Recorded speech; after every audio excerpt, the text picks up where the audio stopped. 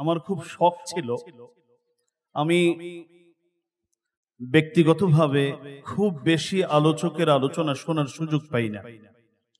কোনো একদিন আমি আজকের যে আলোচক এখন বসে গেছেন, প্রিয় ভাই মাওলানা ইউসুফ বিন ইকবাল, আমি 2-3 মিনিট তার আলোচনা শুনলাম।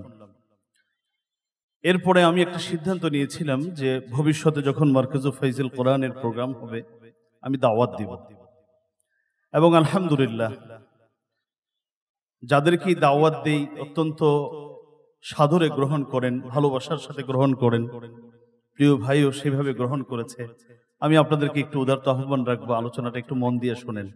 নসুসের আলোকে কোরআন এবং সুন্নাহর দালায়েলের সাথে খুব চমৎকার জ্ঞান গর্ভ আলোচনা করেন। এ পর্যায়ে ফয়জুল কোরআনের পক্ষ থেকে আমি গুরুত্বপূর্ণ দালিলিক আলোচনা পেশ করার জন্য অনুরোধ করছি তরুণ আলোচক প্রিয় ভাই মাওলানা ইউসুফ বিন ইকবাল।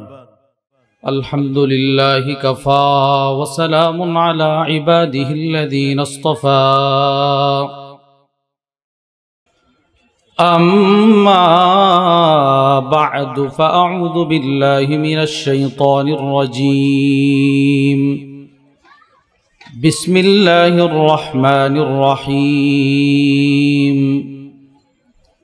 وقال الرسول يا رب إن قوم اتخذوا هذا القرآن مهجورا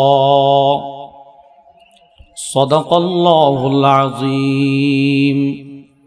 الحمد لله।